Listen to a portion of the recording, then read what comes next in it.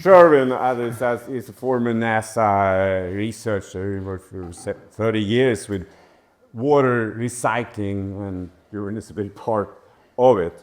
And now, among other things, you are supporting the Swedish company HydroMars. Yeah. Bring it. And actually, HydroMars gave a seminar here for Keeping Space Center, KTH, a couple of years ago. Very glad how that is developing. But with that, I leave it to you. Thank you, sir. The floor is yours. Okay, as he said, my name is Sherwin Gormley. I'm ex-NASA life support research lead. I've worked with several of the new space startups, to include Bigelow Aerospace and some others. Right now I'm working with HydroMars. We're starting to look into the water side ECLS, which stands for Environmental Control and Life Support. So with that said, first of all, I always like to say, okay, well, you know, this is an in-depth, deep dive into a specific topic in space science, so why do you care? We'll start with why should we care about ECLS? First of all, it's required if you want people in space, you absolutely have to have it, and it has to be done well, because believe me, it gets noticed if it's not done well. Also, it's probably the most relevant piece of technology being developed for manned spaceflight for sustainable design and providing, you know, a real immediate payback in terms of Earth's environmental science and engineering here on Earth. So first of all, you know, kind of the areas that I'll touch on, and I will leave lots of times for, you know, because I think a dynamic conversation is much more interesting than a one-way lecture. But first of all, you know, I'll cover like three specific little subtopic areas. First of all, I want to talk about environmental control and life support engineering, and the way I like to start out with it is if you get into environmental science and engineering, first thing you should be taught is energy and mass balance. Think of environmental ECLS engineering as the mass balance of human habitats in space. So we're basically environmental system engineers for keeping people alive and comfortable in space. One of the important aspects of this is what I'll also use, and you know, we love acronyms, but equivalent system mass, or ESM. It's the ultimate case study in life cycle cost. When you develop space systems, obviously you're going to mount everything on the end of a big rocket, and every pound on the end of that big rocket costs you money, and that dictates what you can and can't do in space with people. So ESM is equivalent system mass, is something that we have to measure all life support against, particularly water. And I'd like to, and both of those are, you know, kind of traditional concepts. I'd also like to discuss a little bit about commercial ECLS, or where we're likely to go in the kind of this new age of commercial space development. And I'll get into what I would call the cislunar volatiles trade. You think about water and air as a commodity in the human development of cislunar space. As we, you know, spread out, we do industrialization and such. Okay, so yeah, I'm used to being in the plumbing. And this is most people's view of, I think, life support equipment, and it's not inaccurate. Definitely, it's how to plumb a sanitary system into an aircraft, and it looks it, usually. However, what I really want to start off with is this mass balance and the real sustainability, you know, hardcore, by the numbers sustainability. Is that ECLS is really the total accounting of the metabolic mass balance. You know, in larger systems, we think about geochemical cycling, but you're part of the geochemical cycle, and we figure it out real intimately when we start getting you in a very small bottle. It also includes kind of the sub-discipline of water treatment. and advanced water treatment, toilet to the tap water treatment, because that's what happens on ISS. You know, what you feed in is going to be back to you in 48 hours. So that needs to be, and it has to work. By the numbers, contaminant and destruction methods for water as well. I mean, we have to clean this water up. I mean, there's going to be things in it that are going to make people unhealthy. So what does that actually look like? It's an interesting case study in what you take in and what you put out. And when we look at what they call the BVAD, or the actual ratings of things, we can track on ISS and in these other stations. We definitely know exactly how many kilograms of oxygen get consumed in a day, how many, and that converts to a specific amount of carbon dioxide. We know how much food solids and how much hydration in the food, and the water for preparing that food, and the water for drinking. And on the other side, we actually can track, we see how much carbon dioxide you produce, how much water you respirate, because that's the water that's going to wind up in the air conditioning and get fed back to us. And we know how much you urinate. And then, of course, we know how much feces you produce. And therefore, if you look at those numbers at the bottom there, we've got it pretty tight. We can follow what's going in and what's coming out. And so you're running on about 5 kilograms a day, for a human being, metabolically. Now, of course, if you'd like to live decently, there's a lot more water going around us in that cycle as well. So I like to break that into 2 parts. I mean, the minimum viable life support system is about 75% water, about 20% air, and about 5% solids. But in reality, it's 96% water if you would really like to live with your crew partner for any amount of time. So, now, back to our basics in chemistry for environmental engineers. Well, I like to tell people that when you get involved with environmental life support, it takes me out to the desert, because you all become kangaroo rats. You produce water when you eat. So basically, you have your first equation is carbohydrates and sugar and water. You turn your carbohydrates into CO2 and water, and then you also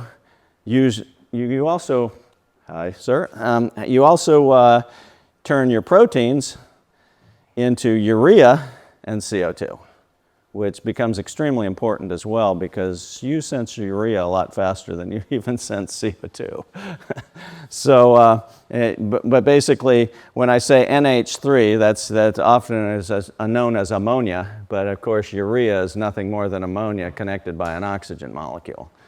So therefore, so that's what you eat, and you drink some water with that, and you produce CO2.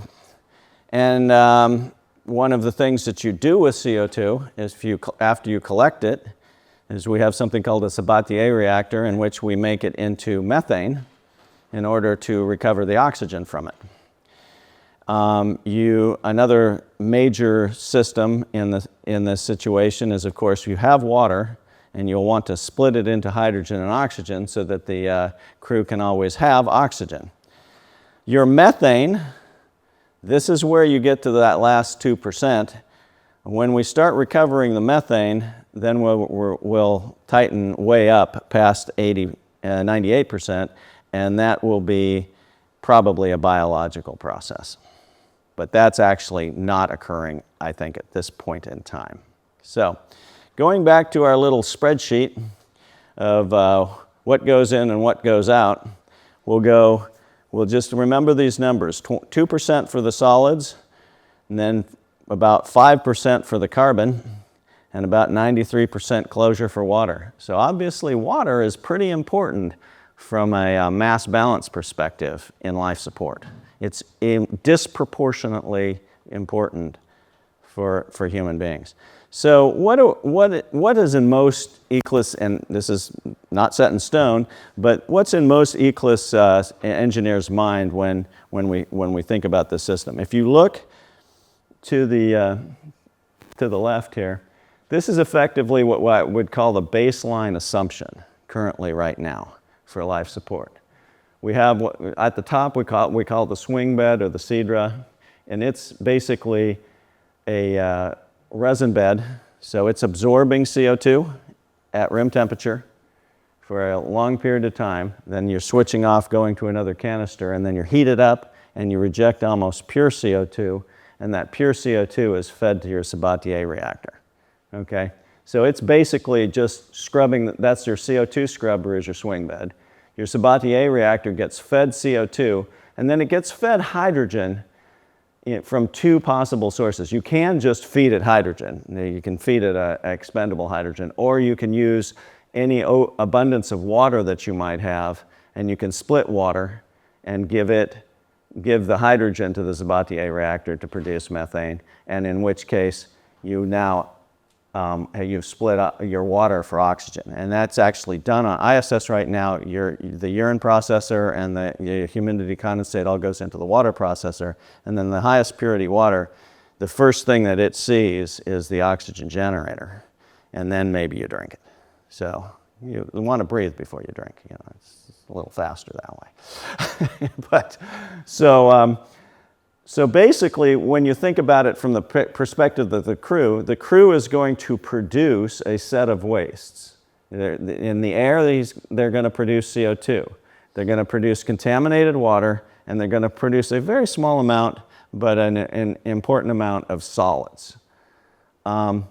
So we're taking the CO2, we're just scrubbing the air and collecting the CO2. The wastewater then becomes the 93% of the mass that's coming back to us from a daily person is going to be winding up in that water treatment. And that water treatment has to provide for hydrolysis, and it has to provide for crew water, and it has to remove the solids and concentrate them and send them downstream. I call this the 92% solution, and this is the state of the art. What's discussed as far as like the 92 to 98% solution, there's a debate as to whether you can use a Bosch process to just burn it out. That's high energy, high expense, or whether you want to start using, when you want to start using bioregenerative. Because eventually you have to, in order to get 100% closure in an ecological life support, eventually you're going to have to go to biological. But for right now, we can get you all the way to 98 before we do that, but you get more energy, more mass as you get across there, and we'll show that a little bit later on. Now, a word from the people that I work for here and that we're involved with here at KTH, and we're HydroMars, it's a KTH and some other people, and what HydroMars has basically been looking at is we're concentrating on the urine recovery for water and nutrient. And the reason that that's the case is basically because that's what we call the tall pole. Basically most of your contamination and water treatment is going to be coming back down that stream. So we're concentrating on that, even though you're probably going to dilute with a significant amount of humidity condensate. But we consider that almost like dilution water because it'll wind up being, it gets lost in the background when you're treating urine, in essence. And all of the people that we need to thank for being here, and I appreciate everyone who's been involved with HydroMars at this point. Now, HydroMars' core technology is actually what's referred to as pervaporation. There's some other titles with it. It basically, it's when you take water to one side of a membrane and you force it to evaporate or become a gas before you transit the membrane, and then you end up coming back as a liquid on the other side of the membrane. The key here is that you have to drive a membrane process where it has to become a vapor in order to cross the membrane. Because if you don't do that, then the urea is going across the membrane with the water. And a lot of other things are going across the membrane with the water. But if you can create a phase change within the membrane, you can block almost 100% of your contaminants. And that's very important. So that becomes, I like to call membranes a solid state membrane solution. They're very simple that way. But this is the principle of the prevaporation system that's being developed here. And we have seen water recovery on the HydroMars Scarab Group membrane for pure urine. And I want to make sure that people understand this, for pure urine of 85%, which is better than the processor on ISS can do right now. Because, I mean, you hear a lot of things coming out of ISS that say, okay, well, we get 95% water, or something else water recovery. Well, they're counting all of their water from their labs and all of the humidity condensate. You go after pure urine, they're doing less than 80%. So we're doing better than that. We have a significantly better system from a first principle perspective, and we feel we can be the next generation urine processor and therefore do the heavy lifting in water process in ECLS. And there is a limited amount of flight experience with HydroMars at this point in time. We're moving towards the direction of trying to develop space grade systems. So that said, that's where we fit inside that big picture, is in that little water box, but the concentrated, the hardcore part of that water box. So what do you need to, so how do you really make money? make life support and make money, and you can't, if you're not developing something that's economically and logistically viable, you're wasting everybody's time. And it's unromantic, I guess, to a certain extent. But eventually what you have to look at is the ESM and whether you're actually solving the problem and making being in space more affordable and more sustainable than it is today. So when we look at the International Life Support System, and I always like to say this, it's like, here I'm communing with the urine still, that's the centrifugal still, so the urine is processing in here, and basically the other half of the rack, you can actually see the activated carbon and resin beds in there. So basically, that system right there is the ISS system. It's a beautiful system, gorgeous system, the best that 1995 technology can provide. So we desperately need to do better than that and go to about 10% the size. We're doing about the same thing. And I think we probably can do that at this point in time. We'll see how much aircraft maintenance school gets in my way. But we're working to improve this. We don't ever want to be critical of this because, I mean, literally, it was state of the art at the time. But like so many space systems, the programmatic timelines and things get so long that right now we're talking about something that's a 30-plus-year-old concept, and in a lot of ways. Okay, so let's get into ESM. Okay, so everything has mass. Mass has a cost. You got to sum it all up. And as engineers, you got to sum it all up and put it on the end of the nose of a rocket. Okay? So the first thing you got to do is figure out how much food, water, and air by mass anybody needs in a given day. And how much you can get back. And that's the first thing we talked about. But there's 3 other items. You have to figure out how much your equipment weighs, because that's kind of like your baseline. You got to ship that the first day. And then you have to figure out how much power you're going to take, because in essence, you have to ship that too. It's just in the form of solar cells. There's a mass penalty for every watt. And you have to count that in, and then you have to figure out resupply. which is most water processes, they require chemistry, they require spare parts. So you have to make a case that includes all 4 of these elements, or you can't really make a case for a life support system. So what does that really look like? Well, I've got a graph. All right, so when we go back, if we go back to the original, kind of input-output, it turns out that if you ship edible food to people, you actually get your first 1.15 liters or kilograms of water, because people really get tired of trying to rehydrate things. It's pretty nasty. So actually, you probably get that one. So we kind of have to you have to take that off. You don't get to use that for your ROI in this one. All right. So then you're looking at the water that is used to prepare food. I mean, people do make soups and things like that, and how much you just straight drink, and you wind up with 2.38. Well-calibrated kidneys, right? But it's two and change liters or kilograms or liters, same difference per day, per crew member day, and you're looking at about 72 kilograms out there at about a month. Now, if you think about the Earth-Moon system, cislunar system, what that says is I'm running up that blue line. Okay? And that blue line is I'm just taking a tank of water, I don't care. All right? That's what it costs. 0 at the beginning, every day costs me 2.4 kilograms of water per crew member day.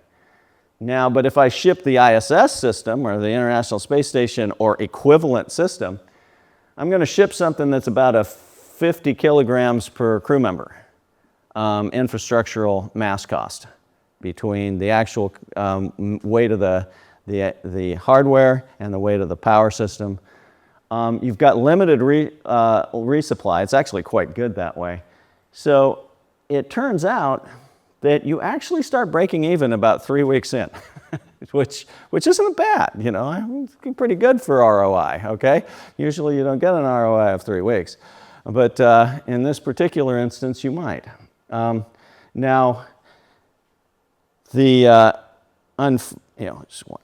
so unfortunately, when we originally looked, and people will argue this number a lot, okay, so I don't want to be painted too much into a corner, don't put your comments in there, but when we originally looked at bioregenerative for Mars habitation, we were looking at a normal infrastructural cost of about 1,100 kilograms per crew member for perpetually, for enough of a plant-based system to actually treat the water and in perpetuity. So it's actually quite initially it's a big mass, but you note that it starts paying for itself quite, it's a pretty flat line. You're not actually putting a lot into the system. So our original studies in the late 2000s indicated it takes about 10 years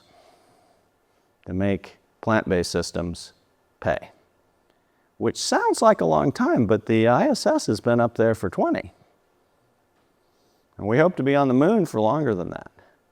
So whatever we build as a water processor, it's got to chase that blue line, but eventually it has to support us staying, and that's going to be that last 7%, which is going to be facilitated by bioregenerative eventually. Now, when one is doing the kind of the day-to-day mechanics of putting these types of systems together, there's a couple of things that make eclipse water processing slightly different than water and wastewater in the rest of the world. First of all, this is actually something that you do have to know. Every environmental engineer doing water processing in small systems needs to know is that hydraulic and pump efficiencies scale extremely badly as you get small. So therefore, smaller systems, the energy efficiency of systems tends to go down, and the ability to actually say, okay, well, I'm pumping this much water, therefore I'm using this much power, that starts to be a really big problem, because the really small pumps, if I'm treating water for 10 people, the hydraulic calculations, the power calculations are, you have to use prototypes, and you just have to see how badly you did. I'm sorry. Microgravity is also an extremely important factor here, because fluids don't behave the same in microgravity as they do on Earth. And what's most important, there's a couple of things that are really important from the designer's perspective in water. The multi-phase, you don't want gas in your water because you can't get it out. It's very difficult. There's gas exchange membranes. You can put a vacuum on a membrane, but you have to spend a lot of power and a lot of mass to get gas and liquid separated again. So you really want to try, if you're going to treat water, you want to try to keep it liquid the whole time. You don't want to handle vapor, and that's very important. So, like in our system, the water comes in on one side and the water goes out on the other side. That vapor in that membrane is critically important, because in reality, we don't want to see it anywhere else. So it's very much, it's a really good application. Spaces are actually an excellent application because of microgravity for evaporation, because you can be liquid in, liquid out. But also, there's some other things that go on that are also problematic in microgravity. You have a lack of convective heat transfer and mass transfer. And that can be a problem with membranes and a lot of other things, because convection is usually driven by buoyancy effects. And buoyancy effects don't work in microgravity. Therefore, you have issues with really static reverse osmosis membranes and things like that, because you're just not getting that stirring effect that natural microscopic convection provides for you.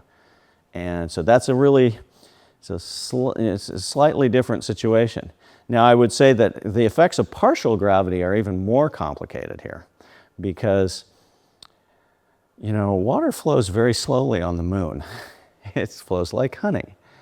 Okay, and because the viscous effects are different at 1/6 gravity than they are at 1g. Okay, so how to design plumbing for Mars and the Moon is yet another challenge, because it's going to be a situation where you almost have a mixture of problems, and particularly for the Moon. Mars, I would guess, at 1/3 effectively Earth gravity is going to be fairly straightforward. As you get below 1/6, one questions whether your toilet's going to work anymore, basically. So you may where we're going to have to figure out where we draw the line between a microgravity system and a gravity system, and it's not clear whether the Moon is going to be one or the other, simply because it's going to be an inefficiency problem. There's also, always have to make, everybody's like, wow, that's interesting stuff, but it's like, we've only built one of these so far, and now we're going to build 5 of them in the next 10 years. Because ISS is actually the only fully up regenerative life support system. We'll give Mir and ISS a 1.5 systems of how many we've actually done in the history of ECLS. Water is not, and like I say, we're working with 30-year-old concepts. And so the next generation of space stations that are going to be doing this type of life support, there's only so much you can glean from ISS. There's a lot of things you can glean from ISS, but you have to be careful that you don't do false equivalencies. So let's look. So that's wonderful. Done with the ISS. We want to go to VAST, or we want to do these others that are coming down the road in the next 5 years, and actually will likely open up for a lot more people. So we need to be transitioning from a mission design psychology to a commercial cislunar volatiles economy and integration into a permanent habitat design for an industrialization and settlement perspective. So what is that? What are the things that are going to change in that way? Well, first of all, I want to apply some new technology. We've been struggling for 20 years or so to get the adoption, but of course there's a certain momentum with a program that's already there. So there's a lot of technologies that are waiting in the wings that are about to be really seriously discussed and possibly implemented. We want space stations to become resource accumulators instead of venting them or downmassing them or all these other terms. We want, if you take some water to a space station, you don't want to let it leave at $100 to $1,000 a pound, right? You know, you want to keep it. So we want to be able to repurpose the resources that we're using on these space stations and make a volatile trade, you know, so water and other elements. And we want to make ECLSS effectively a profit center for the people that are building these stations. We want them to be able to think of the water on board, you know, putting an ECLSS system that's doing something well on board as something that they actually benefit from and that's worth the investment of putting that new system on board. So what are the commodities that we're talking about? Well, we've talked a lot about water. We want industrial grade clean water. It's for shielding, it's for air regeneration, it's for fuel and oxidizer production, industrial processes, fuel cells, and drinking. But there's a lot of things you need water for. We need the urine salts. Eventually, I want to go into the concrete business. You know, there's a lot of calcium, there's a lot of gypsum. So I can make wallboard, it works. I want to use biosolids. I want to char them, I want to get them set up so they can become the beginning of our growth. So we start accumulating the materials that you will need when you start using the plants.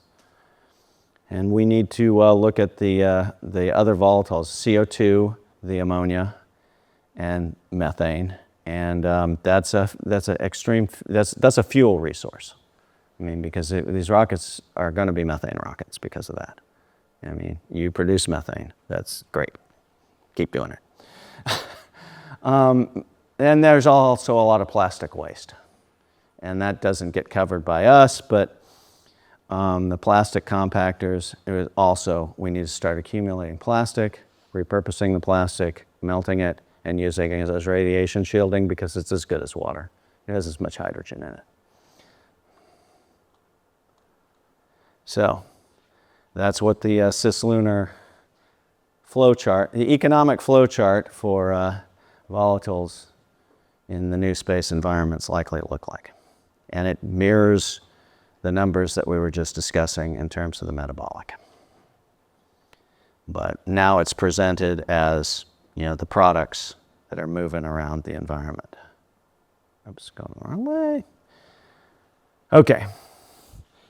Final note, basically. So we've talked a lot about the metabolic mass balance, primarily water, air, and making, you know, ECLSS pay. That's great. There are two other big holes in this situation that this also plays into that aren't necessarily life support, but are very important going forward in habitat design. One is radiation protection. If we want to go to Mars, if we want to get outside of the Van Allen radiation belts, and we actually want people to be functioning, it's going to require a good deal more shielding than we currently are using. And you know, it's an order of magnitude more shielding. And you can't get there by just launching a fully shielded spacecraft. I mean, we're talking a meter of water or something like that to really make that work in a lot of cases. So we need to start accumulating shielding material. if we want to actually develop these habitats into something that can be healthy environments for people to live in. And eventually we're going to have to start addressing what lunar gravity does and what Martian gravity does. And quite frankly, we need to start producing designs for space stations that incorporate the ability to use centrifugal force in order to provide gravity for people to stay there for a long period of time.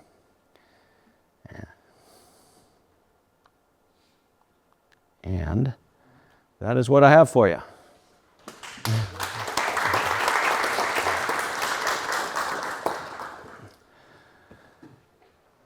Thoughts and questions? Sir? I saw your beautiful colored grass that indicate the note or mass beneath the water, etc. But if you look at it as a payload, and then I was referring somehow at in the back of my head, I have your picture for your beautiful plumbing. How much spare parts do you need to? Well, that's dependent on the technology. Shortly repeat the question so they can hear it. Oh yes. Okay. So the question is, okay. Well, I love your graph, but basically, what's it really costing me in the spare parts department? And that's actually that's an interesting, and I'm glad you brought that up, because it's also something that we've been looking at. Because if you look at this graph right here, this is effectively, the green line is effectively ISS, and it does indeed contain resupply. In this case, it contains, activated carbon columns being flown up as that drifts up. What you're adding is the drift. Most of the drift up on that green line is mass of spare parts per crew member day. It's basically amortizing out that. And to be honest with you, this where it starts here is the original weight of the piece of equipment and the initial weight of the solar cells, and the upward trend of that per crew member day is amortized parts and chemistry. So that would be the answer to that question. So, and it's significant. And we would like to, one of the big things is to suppress that number as well. Next, anything? Well, I have a question. Okay. That one, the next chart, I think it was when you have about 1,200 kilograms at Mars with the whole equipment, right? Mm-hmm. Is that per person? And then that's Yes. the scale per person? Yeah. You think about, you've done a lot of gardening with those containers lately. No, we actually went, like I said, I excuse that number because there's a lot of people that argue that number, but those numbers were the original numbers that we had around year 2000 when we were doing the cells research at Ames, and we were actually developing the hydroponic chambers. So if you actually look at the hydroponic chambers, NASA hydroponics chambers in the early 2000s, you're talking 1,100 kilograms of hardware, chamber hardware, volume. Because one of the things you have to remember about this is that the actual, because I didn't include this in this discussion, it's a very good point to bring up. You actually get docked for the amount of volume. You get weight, power, volume. And the volume is amortized based on the mass of the entire habitat that you're living in. So if you have something like a plant growth chamber, one of the problems with plant growth chambers is it takes a whole element. It takes a whole, like a space station element, to grow enough plants. So what you're actually paying for is the greenhouse. The mass of the greenhouse, the mass of, all of the equipment, all of the, and it turns out that if I have to build you an extra element on ISS to grow plants, it suddenly starts to become an ESM problem, because there's just, the plants just require so much space to do that job. But then that system is actually almost complete. Yeah, I mean, eventually within 10 years, that mass pays for itself, right? It's and that's always important to show, because it's like if you go 6 months down the road and you're comparing the ISS physical chemical process system to the bioregenerative system, they can't compete. But then you have to turn around and go, well, you're going to be here 10 years from now, If you're talking about a Mars trip, just going there, coming back, just. But it's That's 3 years. Or 3 years. Yeah. So That would be more like an ISS. yes. Comparison. Yes, yeah, that would be an ISS comparison. And actually, if you go into this is actually an interesting graph, because it basically includes 4 systems, comparing against each other. It includes straight water, effectively the ISS. This one is based off of the original system that we were looking at for the asteroid return and recovery mission, in which case that one we actually said, okay, well, you basically are using water process membrane, non-sustainable, basically systems that aren't going to last for more than 120 days. And then you got kind of a step function right here. So this number goes out, the red line goes out for about 120 days, and then it has a step function. Now it's above ISS and keeps on going. This one is actually the urine, forward osmosis urine bag, which is you urinate in the bag and you make Kool-Aid. But that's kind of taking, I throw that in there because that basically is called, okay, if I go down to REI, I go down to the camp store and I get these types of things, can I repurpose these COTS off-the-shelf systems, that are really survival water? Can I make them do urine and humidity condensate and be functional? Yes, you can, but you're using them up so fast it's barely better than just trucking the water, right? But does this system mass for the recovery scale by crew member? I mean, That's what this is. This is amortized by crew member. So the actual ISS system would be 6 times this number in terms of its initial mass, right? So if we're taking ISS is based on a 6-person, yeah, you're right. Okay, so right, so I mean, I'm saying 50 kilograms per crew member day. So an ISS system is going to be 300 kilograms, right? Yeah. Okay. Yeah, I see.